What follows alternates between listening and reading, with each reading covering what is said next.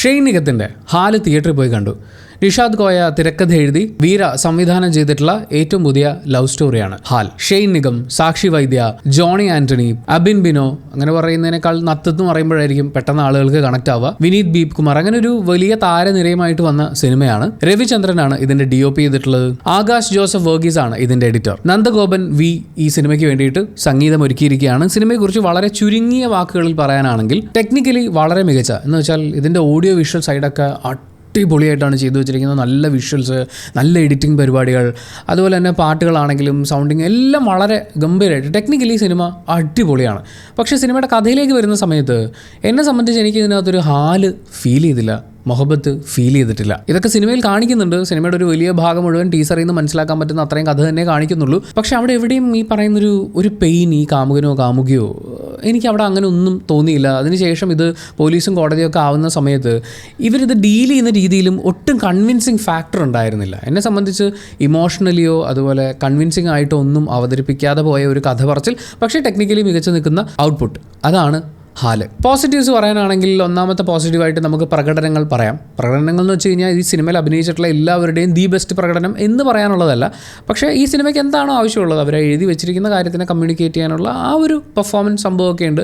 Shane Nigam as usual നല്ല energetic ആയിട്ട് തന്നെ നിൽപ്പുണ്ടായിരുന്നു. നായിക കഥാപാത്രത്തിലേക്ക് വരുമ്പോൾ നമ്മൾ തട്ടത്തിൻ മറയത്തിൽ ഇഷ തൽവാറിനെ കണ്ടതുപോലെ അങ്ങനെ നിൽക്കുക എന്നുള്ളതാണ്. പക്ഷേ ആ ക്യാരക്ടറും കാര്യങ്ങളൊക്കെ കൺവിൻസിങ് ആയിട്ട് തോന്നി. ബാക്കി നമ്മൾ സ്ഥിരം സിനിമകളിൽ കാണുന്ന നായകൻ്റെ 2 കൂട്ടുകാർ, നായകൻ്റെ വീട്ടുകാർ, നായികയുടെ വീട്ടുകാരെന്നൊക്കെ പറയുന്ന അങ്ങനത്തെ എല്ലാ എലമെൻസും, അതുപോലെ തന്നെ ഈ സിനിമയിൽ ഇതിൻ്റെ ടീസറും ബാക്കി ഇതുമായി ബന്ധപ്പെട്ടിട്ടുള്ള വിവാദങ്ങളും ശ്രദ്ധിച്ചിട്ടുള്ള ആളുകൾ ഈ സിനിമയിൽ വരുമെന്ന് പ്രതീക്ഷിച്ചിരുന്ന കാര്യങ്ങളൊക്കെ തന്നെ സിനിമയിലുണ്ട്. അതിലെവിടെയും ഒരു ഭയങ്കര പുതുമയോ അല്ലെങ്കിൽ ഒരു ഗംഭീര പ്രകടന മികവോ കാണാനുള്ളത് എനിക്ക് ഫീൽ ചെയ്തിട്ടില്ല. മറ്റൊരു പോസിറ്റീവ്, അടിക്കടി വരുന്ന ചില ഹ്യൂമർ സംഭവങ്ങളാണ്. അവിടെയും ഈ പറഞ്ഞ പോലെ പൊട്ടിച്ചിരിച്ച് അങ്ങനെയല്ല, പക്ഷേ രസമുള്ള കുറച്ച് കാര്യങ്ങളുണ്ട്. നമ്മൾ ഈ മതങ്ങളെയും കാര്യങ്ങളെയൊക്കെ വിമർശിക്കുന്ന കുറച്ച് ഭാഗങ്ങളും കൂടി വരുന്നുണ്ട്. പക്ഷേ അതൊക്കെ നമ്മൾ ഈ പറയുന്ന സോഷ്യൽ മീഡിയയും അതുപോലെ മെയിൻ സ്ട്രീം മീഡിയയൊക്കെ ശ്രദ്ധിക്കുന്ന ആളുകൾ ഓൾറെഡി കണ്ട് കഴിഞ്ഞിട്ടുള്ള കുറേ കാര്യങ്ങളാണ്. ചിലതൊക്കെ കുറച്ച് പഴയതല്ലേന്ന് തോന്നിപ്പോയി. ബട്ട് സ്റ്റിൽ ആ ഒരു വിമർശനം അവിടെ നിൽക്കുന്നത് നല്ലതാണ്. അതിലൊരു ചിരി കൊണ്ടുവരാൻ അവർക്ക് പറ്റുന്നുണ്ട്. പാട്ടുകളാണ് ഈ സിനിമയുടെ ഒരു വലിയ പോസിറ്റീവായിട്ട് എനിക്ക് തോന്നിയത്. ഭയങ്കര രസമായിരുന്നു. ഈ പറയുന്നൊരു പ്രണയത്തിൻ്റെ തീവ്രത കൊണ്ടുവരാൻ പാട്ടിലൂടെ അവർക്ക് കുറേയൊക്കെ സാധിക്കുന്നുണ്ടെന്ന് എനിക്ക് തോന്നി. പാട്ടിൻ്റെ കാര്യം പറയുമ്പോൾ അതിൻ്റെ വിഷ്വലൈസേഷനും പറയണം. നമ്മൾ ഈ തമിഴ് ബോളിവുഡ് സിനിമ പാട്ടുകളൊക്കെ ഉണ്ടല്ലോ, അവർ വിഷ്വലൈസ് ചെയ്യുന്ന പോലെ ഗ്രൂപ്പ് ഡാൻസ് പരിപാടികൾ, അതുപോലെ ലൊക്കേഷൻസ് മാറി വരുന്നതിലുള്ള അങ്ങനെ മൊത്തത്തിൽ ഇതിൻ്റെ വിഷ്വലൈസേഷൻ, പാട്ടുകളുടെ കാര്യം പറയുമ്പോൾ അതിൻ്റെ വിഷ്വലൈസേഷനും കൂടി അടിപൊളിയായിട്ട് എനിക്ക് അനുഭവപ്പെട്ടു. പിന്നെ ഈ സിനിമയുടെ ടോട്ടൽ വിഷ്വലാണ്, ഇതിൻ്റെ ഒരു കളറിങ്ങും എല്ലാം കൊണ്ട് ഭയങ്കര ബ്രൈറ്റായിട്ട് ഇങ്ങനെ ജിൽജിലായിട്ട് നിൽക്കുന്ന അങ്ങനത്തെ ഒരു സംഭവമാണ്. പിന്നെ ഇതിൻ്റെ ടീസറിൽ അവർ കാണിച്ചിരിക്കുന്ന ആ ഒരു സീക്വൻസ്, അത് സിനിമയിൽ വരുന്ന സമയത്തും അതിൻ്റെ വിഷ്വൽ പ്ലേസ്മെൻറ്റ്സ് ഒക്കെ ഭയങ്കര രസമായിട്ട് തോന്നി. എഡിറ്റിംഗ് പാറ്റേൺ, ഈ ഓരോ സീനിലും കട്ട് ചെയ്ത് വരുന്നത് അല്ലെങ്കിൽ എന്തെങ്കിലും ചടുലമായിട്ടുള്ള കാര്യങ്ങളൊക്കെ വരുന്ന സമയത്ത് അവരതിൽ കൊടുക്കുന്ന ഒരു ട്രാൻസിഷൻ എഫക്റ്റ്, അങ്ങനെയുള്ള കുറച്ച് കാര്യങ്ങളൊക്കെ എനിക്ക് ഭയങ്കര രസമായിട്ട് തോന്നി. പക്ഷേ നെഗറ്റീവ്സിലേക്ക് വരുമ്പോൾ ഒന്നാമത്തെ കാര്യം നമ്മൾ ഓൾറെഡി പറഞ്ഞു, ഒരു ഇമോഷണൽ കണക്ട്, ഇതിലെ പ്രണയമാണെങ്കിലും ആ പ്രണയം തകരാൻ പോകുമ്പോൾ ഒരു പെയിനാണെങ്കിലും അവർ പിന്നെ എന്ത് ചെയ്യുന്നു എന്നുള്ളത് അവൻ അനുഭവിക്കേണ്ടി വരുന്ന കാര്യങ്ങൾ, അതിൽ നമുക്ക് ഫീൽ ചെയ്യേണ്ടുന്നൊരു സാധനമുണ്ട്. അതായത് അവൻ്റെ പേര് പോലും ഒരു വിഷയമാവുന്ന, ക്രിസ്ത്യാനിയും മുസ്ലിമും തമ്മിൽ പ്രണയിക്കുന്ന സമയത്ത് അവിടെ ലവ് ജിഹാദ് ആരോപണമൊക്കെ വരുമെന്നുള്ളത്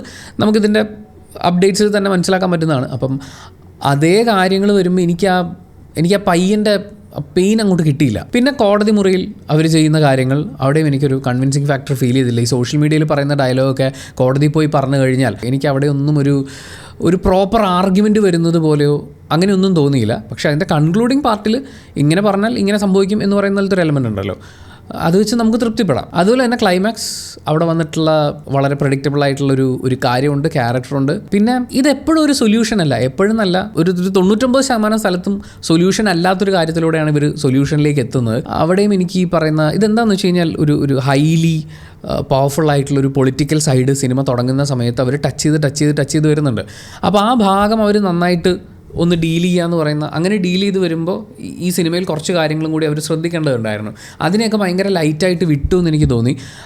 അങ്ങനെ വിട്ടുകൊണ്ടായിരിക്കും എനിക്കത് ആ പൊളിറ്റിക്കൽ സൈഡാണെങ്കിലും അതുമായി കണക്ട് ചെയ്ത് വരുന്ന ഇമോഷണൽ സാധനങ്ങളാണെങ്കിലും അങ്ങോട്ട് ദഹിച്ചില്ല. ആകെ മൊത്തത്തിൽ it's just an okay watch for me. എനിക്കങ്ങനെ പ്രത്യേകിച്ചൊന്നും തോന്നിയില്ല. പക്ഷേ മടുത്ത് വെറുത്ത് ഇറങ്ങി വരാൻ തോന്നുക അങ്ങനെയുമില്ല. ഈ പറയുന്ന പാട്ടിൻ്റെ വിഷ്വലൈസേഷൻസ് കണ്ട സമയത്ത് എനിക്ക് തോന്നി നമുക്ക് ഇതേപോലെ കുറേ കാലമായല്ലോ ഇങ്ങനെ ഗ്രൂപ്പ് ആൾക്കാരെല്ലാം ഓടി വന്നിട്ട് ഡാൻസ് കളിക്കുന്ന പോലത്തെ ഒരു പരിപാടി. അത് ഷെയ്നാണെങ്കിലും ഭയങ്കര രസമായിട്ട് ഡാൻസ് ചെയ്യുന്നുണ്ടായിരുന്നു.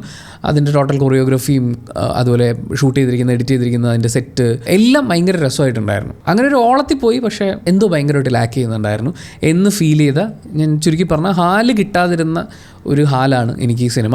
പക്ഷേ അതെൻ്റെ മാത്രം പേഴ്സണൽ ഒപ്പീനിയനാണ്. സിനിമ ഓരോരുത്തർക്കും ഡിഫറൻ്റ് ആണല്ലോ. നിങ്ങൾ ഈ സിനിമ തിയേറ്ററിൽ കണ്ട് വിലയിരുത്തേണ്ടതാണ്. ഓരോ സിനിമയും തിയേറ്ററിൽ കണ്ട് വിലയിരുത്തപ്പെടേണ്ടതാണ്. അങ്ങനെ ഈ സിനിമ തിയേറ്ററിൽ കണ്ടിട്ടുള്ള ഒരാളാണ് നിങ്ങളെങ്കിൽ നിങ്ങളുടെ അഭിപ്രായങ്ങൾ കമൻറ്റ് ബോക്സിൽ രേഖപ്പെടുത്തുക. കമൻറ്റ് ബോക്സും കൂടി വായിച്ചിട്ട് സിനിമയ്ക്ക് പോകണോ വേണ്ടിയോ തീരുമാനിക്കുന്ന ആളുകളുണ്ട്. അവർക്കതൊരു വലിയ സഹായമായിരിക്കും. അപ്പോൾ thank you so much for watching this video. ഇഷ്ടപ്പെട്ട ലൈക്ക് ചെയ്യുക, കമൻറ്റ് ചെയ്യുക, ഷെയർ ചെയ്യുക, സബ്സ്ക്രൈബ് ചെയ്യുന്ന കാര്യവും ഹൈപ്പ് ചെയ്യുന്ന കാര്യവും പരിഗണിക്കുക.